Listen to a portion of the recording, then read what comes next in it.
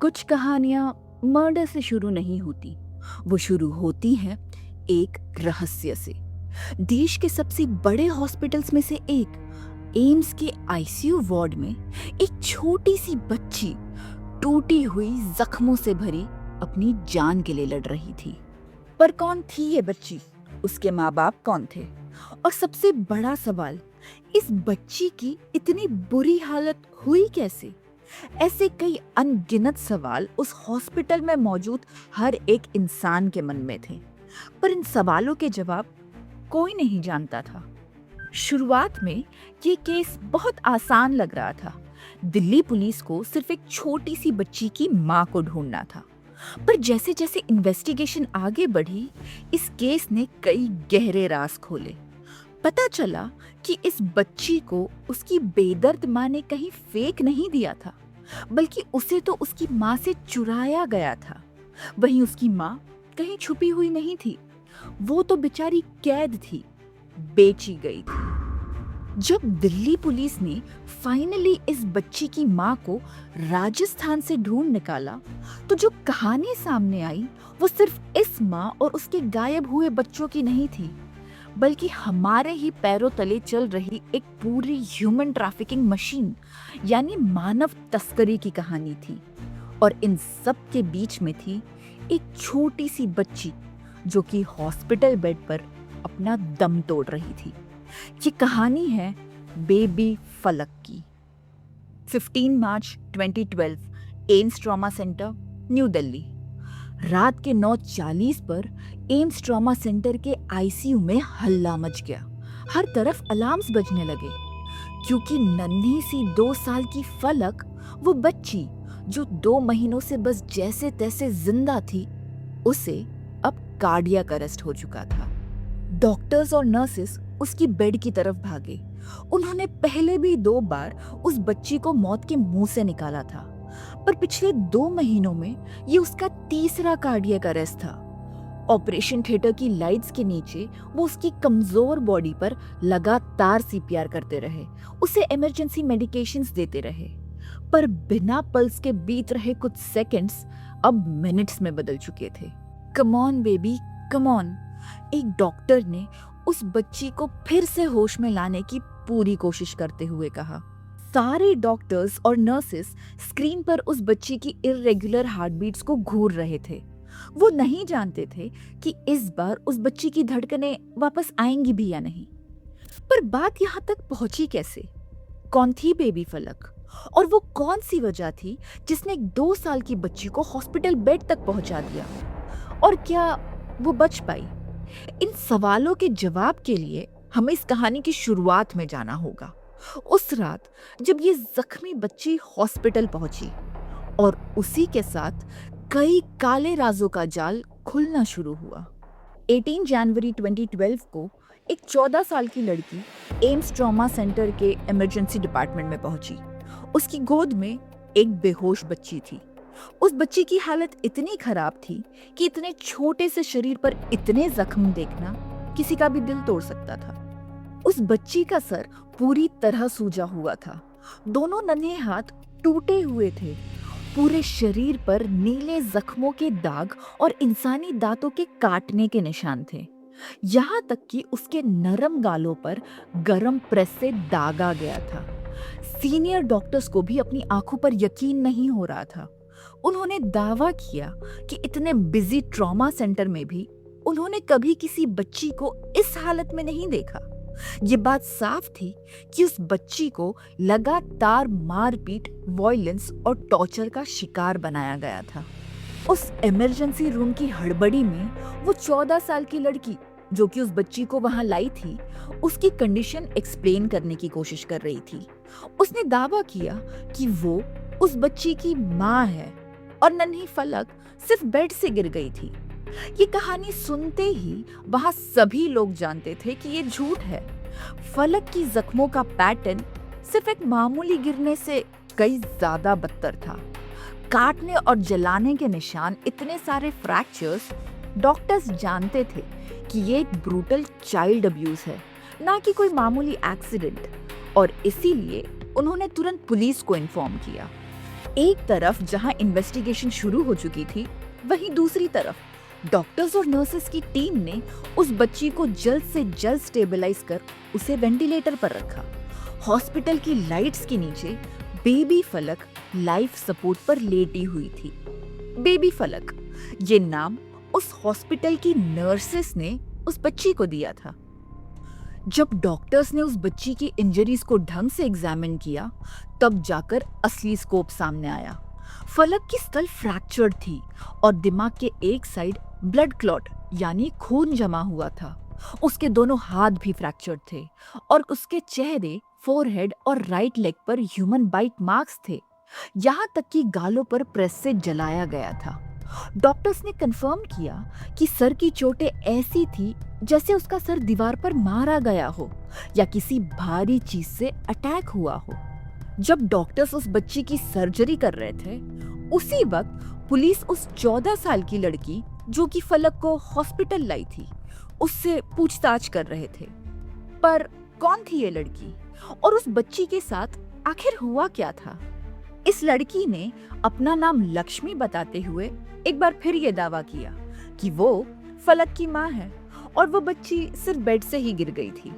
लेकिन जब पुलिस ने उसे मेडिकल सबूत दिखाते हुए सख्ती से पूछताछ की, तब उस लड़की की कहानी बदल गई और जल्द ही अथॉरिटीज को ये समझ आ गया कि ये लड़की और वो बच्ची फलक दोनों ही एक बड़ी और डरावनी कहानी का हिस्सा थे।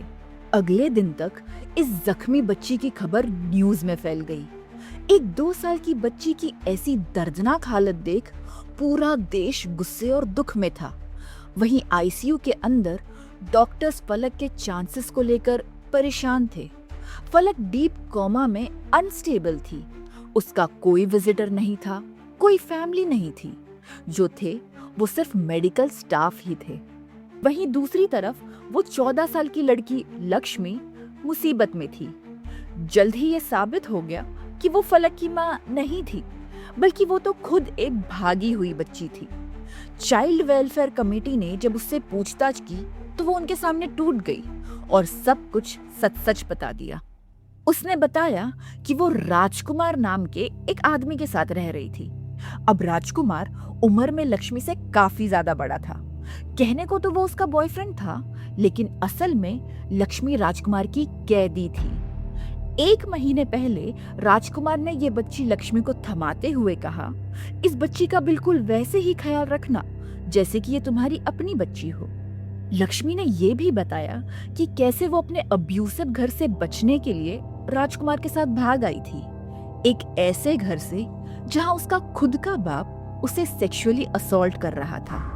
लेकिन अब वो एक दूसरे साइकिल में फंस चुकी थी, जहां राजकुमार भी उसे सेक्सुअली असॉल्ट कर रहा था। अब एक 14 साल की लड़की जो एक नर्क से निकल के दूसरे नर्क में पहुंच चुकी थी और 14 साल की उम्र में ही उसे एक अनजान बच्ची की माँ बनना पड़ा, वो खुद बहुत ही ज्यादा ट्रॉमेटाइज्ड और मेंटली डिस्टर्ब हो चुकी थी।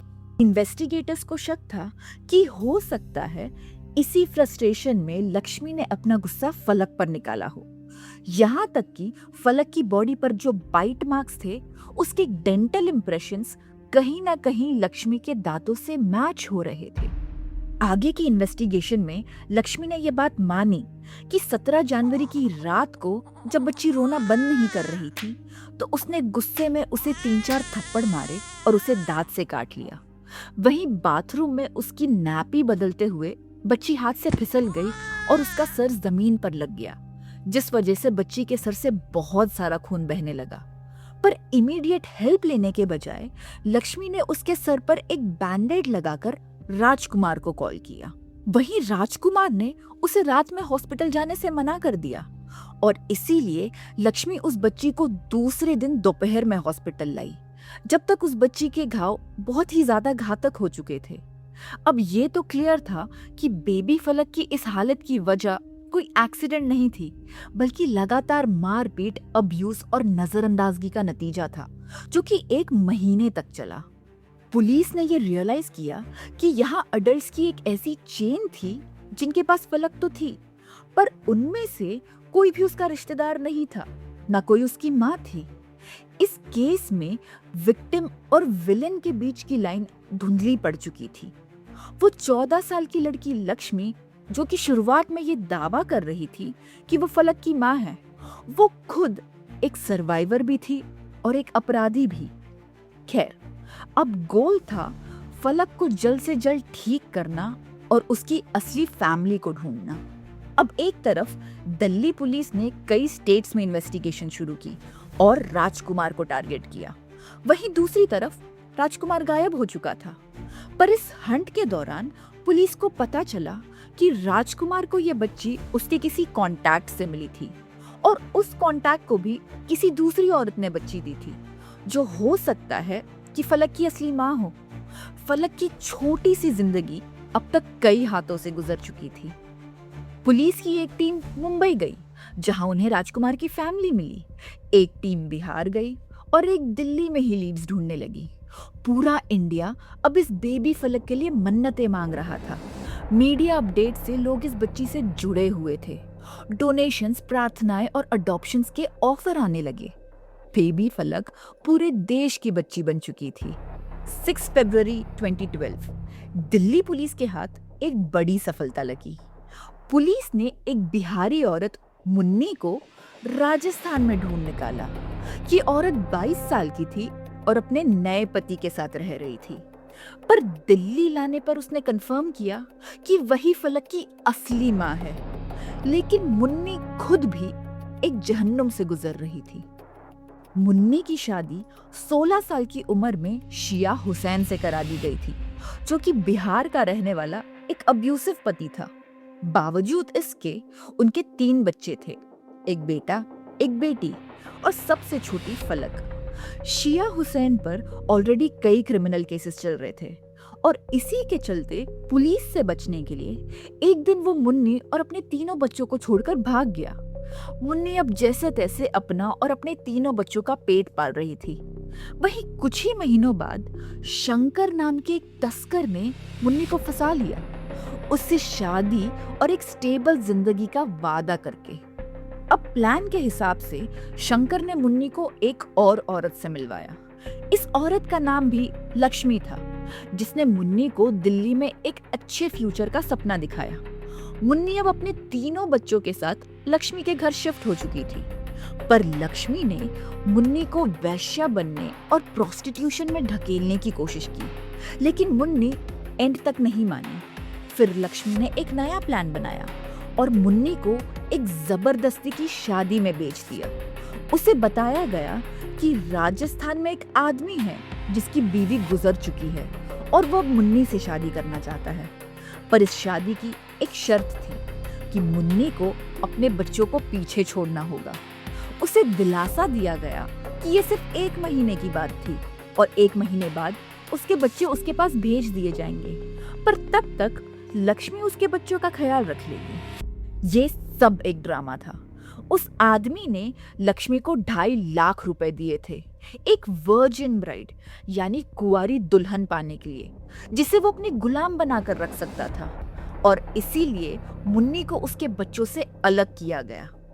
सितंबर 2011 में मुन्नी राजस्थान चली गई, ये सोचकर कि उसके बच्चे सेफ हैं। जैसे ही वो गई, तस्करियों ने बच्चों को बांट दिया।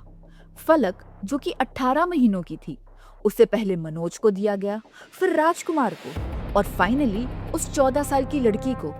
फलक की 3 साल की बहन को बिहार उसके रिश्तेदारों के पास भेज दिया गया और 5 साल के भाई को दिल्ली में एक सब्जी वाले को दे दिया गया। मिड फरवरी तक पुलिस ने लक्ष्मी और उसकी 2 साथीदार कांता और सरोज को अरेस्ट कर लिया। मुन्नी ने ये एडमिट किया कि अपने बच्चों के फ्यूचर के लिए उसने उन्हें छोड़ने का गलत फैसला ले लिया था।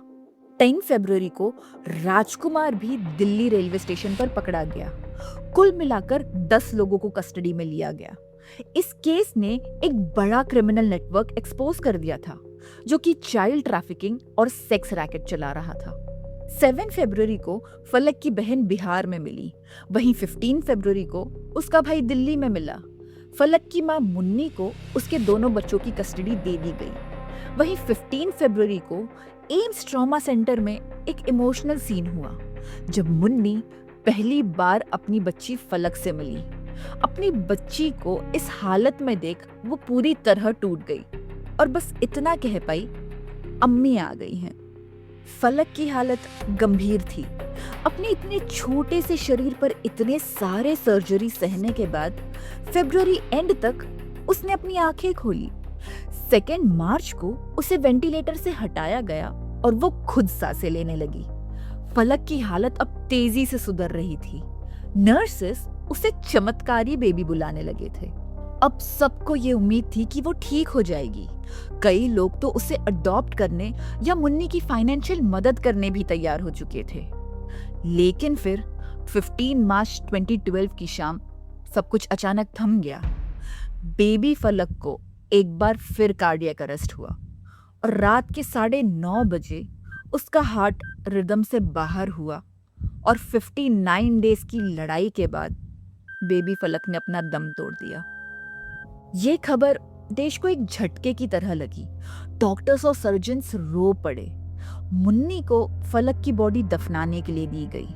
वहीं कुछ ही दिनों बाद मुन्नी का पहला पति शिया हुसैन भी अरेस्ट हुआ, एक गैंग रेप केस में। कुल मिलाकर 13 लोग अरेस्ट हुए। आज मुन्नी रिहैबिलिटेशन सेंटर में है और अपनी आप बीती को भुलाने की कोशिश कर रही है। लेकिन फलक की ही तरह इस देश में हर साल 40,000 बच्चे गायब हो जाते हैं जिनका कभी कोई पता नहीं चलता। सो गाइज, आई एम आशी and you were watching the case of baby फलक। अगर आपको ये वीडियो पसंद आई हो तो कमेंट करके जरूर बताइए, और अगर आपको ऐसे ही डार्क, ट्विस्टेड और ट्रू क्राइम केसेस सुनना पसंद है तो इस वीडियो को लाइक और चैनल को सब्सक्राइब करना ना भूलें। मिलते हैं अगले वीडियो में एक नए केस के साथ। तब तक के लिए अपना ख्याल रखिए। Thank you.